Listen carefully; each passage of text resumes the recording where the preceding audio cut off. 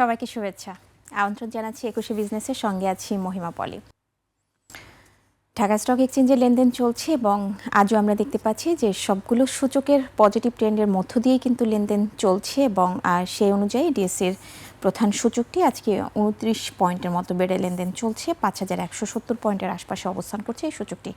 এবং আমরা যদি একটু বলি যে বেশিরভাগ প্রতিষ্ঠানের যদিও শেয়ারের দর বেড়ে লেনদেন চলছে, এখনও পর্যন্ত টার্নওভার 376 কোটি টাকা, প্রায় 380 কোটি টাকা লেনদেনের মধ্য দিয়ে এই মুহূর্তে লেনদেন চলছে ঢাকা স্টক এক্সচেঞ্জে। এবং সেক্টরাইজ লেনদেনের মধ্যে আজকেও কিন্তু সবচেয়ে বেশি টার্নওভার ছাড়িয়েছে ইন্স্যুরেন্স সেক্টরে। এই তালিকায় প্রথম অবস্থানে রয়েছে, যেখানে দ্বিতীয় অবস্থানে ফার্মাসিউটিক্যাল সেক্টর রয়েছে এবং ব্যাংকিং সেক্টর রয়েছে। এই তিনটি সেক্টরের অবস্থান কিন্তু আমরা আজকেও ভালো দেখতে পাচ্ছি এবং ভালো মুভমেন্টের মধ্য দিয়ে লেনদেন চলছে এখনও পর্যন্ত। তো দর্শক, ঢাকা স্টক এক্সচেঞ্জের এই মুহূর্তের লেনদেনের যে চিত্র সেটা অবশ্যই আমরা আপনাদের জানিয়ে দেব। তার আগে জানিয়ে রাখছি, পুঁজিবাজারে তালিকাভুক্ত বেশ কিছু কোম্পানি তাদের আর্থিক প্রতিবেদন প্রকাশ করেছে, যেখানে তারা ইপিএস ঘোষণা করেছে, ইপিএস প্রকাশ করেছে। সেটা আমরা একটু দেখে নিব যে কোন প্রতিষ্ঠানগুলির কি পরিমাণ গত 6 মাসে অর্থাৎ জুলাই থেকে ডিসেম্বর 2025-এ তারা তাদের ইপিএস এসেছে, সেটা একটু আমরা দেখে নিব। তো আমরা যদি একটু অপেক্ষা করি, আমরা দেখি যে কোন প্রতিষ্ঠানগুলোর কত ইপিএস এসেছে সেটা একটু দেখে নিব আমরা। এছাড়াও এই বেশ কিছু প্রতিষ্ঠান রয়েছে যাদের কিন্তু দেখা যাচ্ছে যে গত 6 মাসের অর্থাৎ এটা নেগেটিভও এসেছে এবং সেটা একটু আমরা অবশ্যই জেনে নিব। আমরা প্রথমেই জানিয়ে দেব যে গত 6 মাসের মধ্যে অর্থাৎ জুলাই থেকে ডিসেম্বর 2025 এই সময়টাতে রানার অটোমোবাইলসের ইপিএস এসেছে 26 পয়সা, কিন্তু গত এর আগের কার্যদিবসের আগের বছরে অর্থ বছরের একই সময় ছিল কিন্তু ঋণাত্মক ছিল 0.37 অর্থাৎ 37 পয়সা ঋণাত্মক ছিল ইপিএস, অর্থাৎ শেয়ার প্রতি লোকসান হয়েছিল 37 পয়সা। এবং কুইন সাউথের আপনারা দেখতে পাচ্ছেন যে 15 পয়সা ইপিএস এসেছে, যেখানে গত বছরের একই সময় ছিল 8 পয়সা, সেখানে এটাও আমরা দেখতে পাচ্ছি যে ইপিএস কিন্তু বেড়েছে। সমরিতার ইপিএস এসেছে 83 পয়সা, আপনারা দেখতে পাচ্ছেন যে সমরিতার 83 পয়সা ইপিএস এসেছে, যেখানে গত বছরের একই সময় ছিল 60 পয়সার মতো ছিল এবং এই প্রতিষ্ঠানটিরও কিন্তু শেয়ার প্রতি আয় হয়েছে। মেঘনা পেট্রোলিয়াম 28 টাকা 59 পয়সা ইপিএস এসেছে, আপনারা দেখছেন, এবং 27 টাকা 82 পয়সা ইপিএস ছিল গত বছরের একই সময়।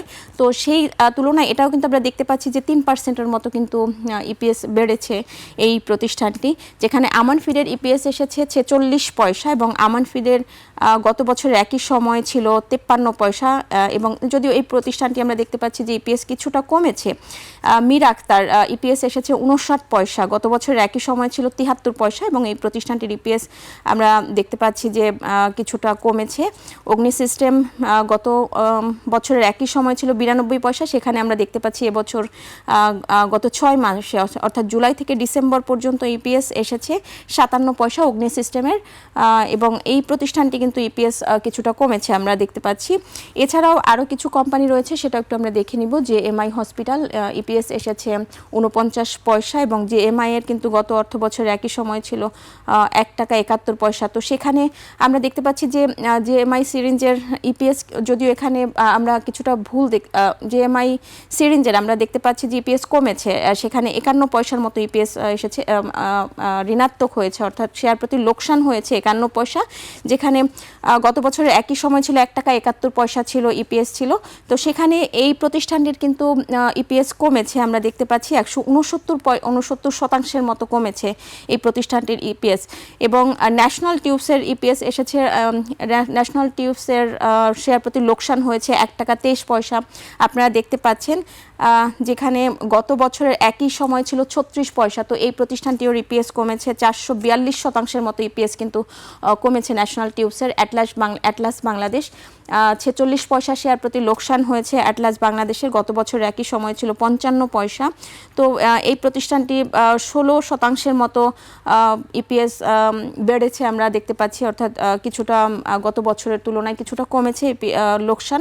তো সেখানে ইনটেকের যে অবস্থান আপনারা দেখতে দেখতে পাচ্ছেন শেয়ার প্রতি লোকসান হয়েছে 18 পয়সা ইনটেকের, এবং গত বছর একই সময় ছিল 19 পয়সা, তো 5%-এর মতো এটা আমরা দেখতে পাচ্ছি, যেটা অর্থাৎ গত বছরের তুলনায় কিছুটা ভালো হয়েছে। আমরা দেখতে পাচ্ছি 5% মতো শ্যাম্পুর সুগারের ইপিএস এসেছে, অর্থাৎ শেয়ার প্রতি লোকসান হয়েছে 25 টাকা 6 পয়সা, যেখানে গত বছরে ছিল 23 টাকা 34 পয়সা। তো এই প্রতিষ্ঠানটির ক্ষেত্রেও কিন্তু আমরা দেখতে পাচ্ছি যে 7% মতো শেয়ার প্রতি লোকসান বেড়েছে গত বছরের তুলনায়। এবং আরেকটি যে কোম্পানি আপনারা দেখতে পাচ্ছেন উসমানিয়া গ্লাসশিট, এই প্রতিষ্ঠানটিরও শেয়ার প্রতি ইপিএস এসেছে, শেয়ার প্রতি লোকসান হয়েছে 2 টাকা 83 পয়সা, এবং গত বছরের একই সময় ছিল 2 টাকা 54 পয়সা। তো সেখানে আমরা দেখতে পাচ্ছি যে এখানেও কিন্তু 11% মতো শেয়ার প্রতি লোকসানটা বেড়েছে গত বছরের তুলনায়। তো ঢাকা স্টক এক্সচেঞ্জে আমরা আসলে ইপিএস এর যে পরিমাণ আপনারা দেখছিলেন, বেশ কয়েকটি কোম্পানির শেয়ার প্রতি আয় এবং লোকসান, সেটা আপনারা দেখছিলেন। তো দর্শক, আমরা ঢাকা স্টক এক্সচেঞ্জের এই মুহূর্তের যে লেনদেনের চিত্র সেটা একটু দেখে নিব। এই মুহূর্তে সূচকের কি অবস্থান রয়েছে সেটা একটু দেখে নিব। আপনারা দেখছেন যে এখনো পর্যন্ত সূচকের পজিটিভ ট্রেন্ডের মধ্য দিয়ে লেনদেন চলছে ঢাকা স্টক এক্সচেঞ্জে। 38 পয়েন্টের মতো বেড়েছে ডিএসসির প্রধান সূচক, 5178 পয়েন্টের সূচকের অবস্থান রয়েছে। এবং যে কটি প্রতিষ্ঠানের মধ্যে লেনদেন হয়েছে তাদের মধ্যে দর বেড়েছে বেশিরভাগ প্রতিষ্ঠানে আমরা যেমনটা দেখতে পাচ্ছি, এবং একই চিত্র রয়েছে এখনো পর্যন্ত। 172টি প্রতিষ্ঠানের শেয়ারের দর বেড়েছে, সেখানে দর হারানোর সংখ্যা দেখা যাচ্ছে 130টি, এবং অপরিবর্তিত প্রতিষ্ঠানের সংখ্যা 86টি। তো টার্নওভার যদি পরিমাণ একটু দেখি, যে গত কয়েক কার্যদিবসের তুলনায়, বিশেষ করে গত কার্যদিবসের তুলনায় টার্নওভার কিছুটা স্লো রয়েছে। তো আজকে আমরা দেখতে পাচ্ছি যে 394 কোটি টাকা লেনদেনের মধ্য দিয়ে লেনদেন চলছে এখনো পর্যন্ত, এবং এই ধারাবাহিকতায় যদি লেনদেন হয় সেক্ষেত্রেও কিন্তু আজকে লেনদেনের পরিমাণ 600 কোটি টাকার উপরে হতে পারে। এবং টপ ট্রেডের তালিকায়, অর্থাৎ টাকার অঙ্কে লেনদেনের শীর্ষে যে প্রতিষ্ঠানগুলি এই মুহূর্তে ঢাকা স্টক এক্সচেঞ্জে উঠে এসেছে, একটু দেখে নিব আমরা সেই তালিকাটি দেখে নিব যে কোন কোন প্রতিষ্ঠান এই মুহূর্তে টপ ট্রেডের তালিকায় উঠে এসেছে, দেখে নিব। তো দর্শক, আমরা ঢাকা স্টক এক্সচেঞ্জের সর্বশেষ যে লেনদেনের চিত্র সেটা দেখছিলাম। আমরা একটু টপ ট্রেডের তালিকাটা দেখে নিচ্ছি। স্কয়ার ফার্মা রয়েছে, ব্র্যাক ব্যাংক রয়েছে, বেক্সিমকো ফার্মা, ওরিয়ন ইনফিউশন এবং ইসলামী ব্যাংক, এই 5টি প্রতিষ্ঠান টপ ট্রেডের তালিকায় এই মুহূর্তে উঠে এসেছে।